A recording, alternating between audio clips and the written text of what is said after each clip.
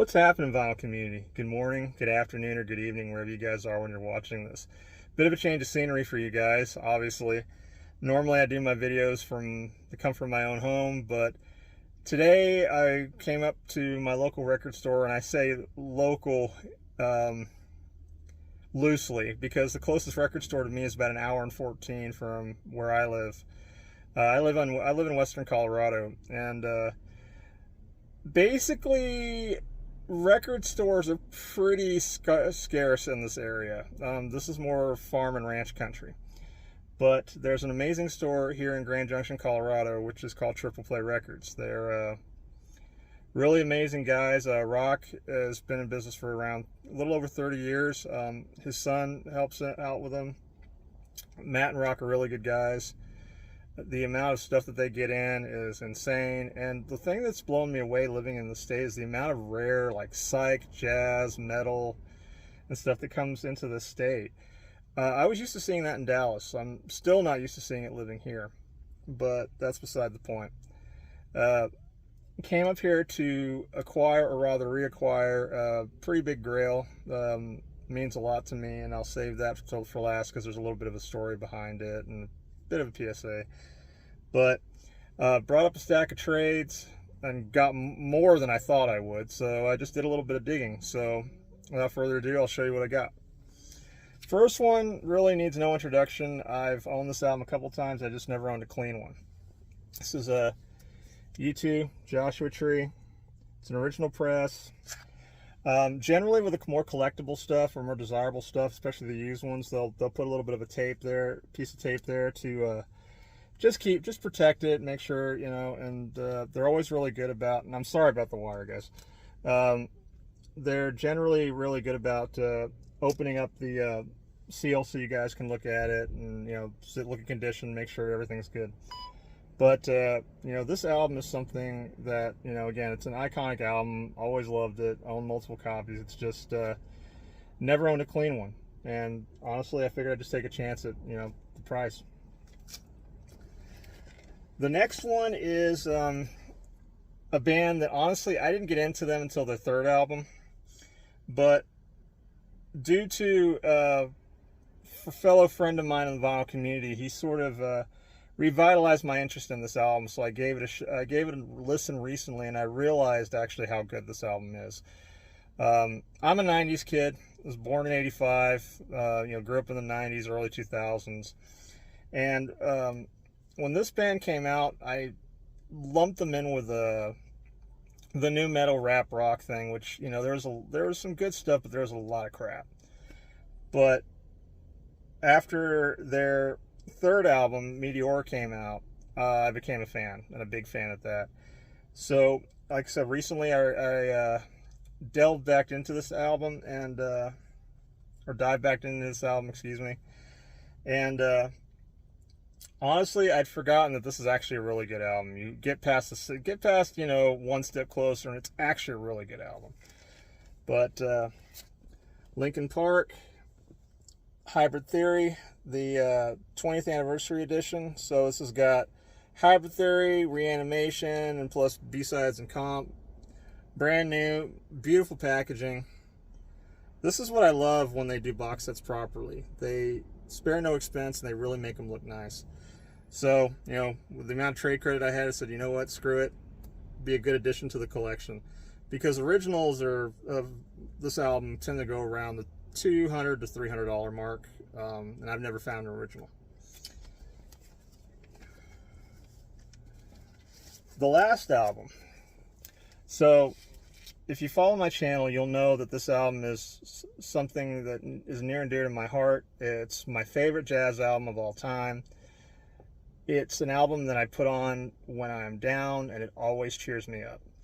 But recently, and this is what I was getting at with the whole PSA thing, sometimes you have to sell something that you care about to move on in life. Had some recent car troubles, nothing too bad, just basic maintenance, but it got up there in price, and, you know, obviously after the holidays, everybody's a little strapped for cash. So I had to part with my original mono of this album. Went to a good friend, and we have an agreement that if he ever decides to sell it, he offers it back to me first. which Dylan, if you watch this video, I do appreciate it, man. You're always there for me, and I greatly appreciate it. But my local RSD, or excuse me, my local record store had an original stereo of this particular album, and they had it priced like insanely low, and they said it was an early reissue. I'm like, well, I'm gonna have a look because it doesn't look like a reissue. I opened it up, looked at it, looked at all the signs. I'm like, guys, can I talk to you for a second? This isn't a reissue. This is an original. He's like, well, we looked it up online. One of their helpers. Well, we looked it up online, and it looked like it was a reissue, or an early reissue. I'm like, no. And I showed him how you tell an original on this particular label. And there's a couple different variants and stuff like that, or variations. Told them what it was worth. They marked it up accordingly. It sat there for a little bit. Jazz in this area doesn't move insanely fast, which if you're a collector and they happen to come in and the owner doesn't snag them first because he is a big jazz guy, this is the place to find them. Well, it sat there. They had a couple of people interested, basically a little bit of tire kicking. Oh, yeah, I'll come back and look at it. And they never showed up. So I reached out to them and said, look, I got a stack of trades. Would you hold this till Saturday and we'll see what we can do? And they said yes. So we worked it out, and I've already looked at the condition on this ahead of time, hence the price difference and everything else. And without further ado, I'm going to quit yammering, and I'll show it to you. So this is Impulse A77. This is a John Coltrane Love Supreme. This is an original stereo press. Really cool. It's actually got an old label from a previous record store, PDQ Records and Tapes in Tucson, Arizona. This copy is definitely solid VG Plus. Beautiful all the way around. And when I say that when I sold my mono off, I was missing that album, by the end of the day I was, but I had to. You know, sometimes you have to make sacrifices. But sold some stuff out of my collection that I didn't really care about too much, and got this back in my collection. And this is not leaving my collection. I'm not going to make that mistake again. Not really a mistake per se, but when you have this kind of attachment to an album, and not everybody does, but when you have this kind of attachment to an album, that's just kind of how it is. Sometimes it's difficult to let things go, but you have to. And the PSA behind this, or basically the moral of the story, is if it's something you really care about, if there's a way you can find other stuff to sell, or move pieces around to make things happen, do it that way, because that way you won't live in a regret situation like I did. Don't get me wrong, I'm happy the mono's gone to Dylan. I'm happy to have this stereo back in my collection, but looking back, I'm thinking about it's like, man, I shouldn't have done that. But we've all had those moments in life. You can chime down below if you've been there. But my collection is if you follow my channel, I'm sure you've noticed that it's recently become all killer, no filler. So it's very hard for me to pull stuff from my collection to sell. And that's the way I want it. I didn't want a bunch of stuff that I just didn't care about. I wanted stuff that I cared about and listened to. But that's it, guys. If you like what you see, please click like and subscribe. I'll be posting sound clips of this on my channel on Instagram at TreeMcGee814. I do have another Instagram that I'm trying to get more of the music stuff on there called Flame Lily Vinyl. That's also on Instagram.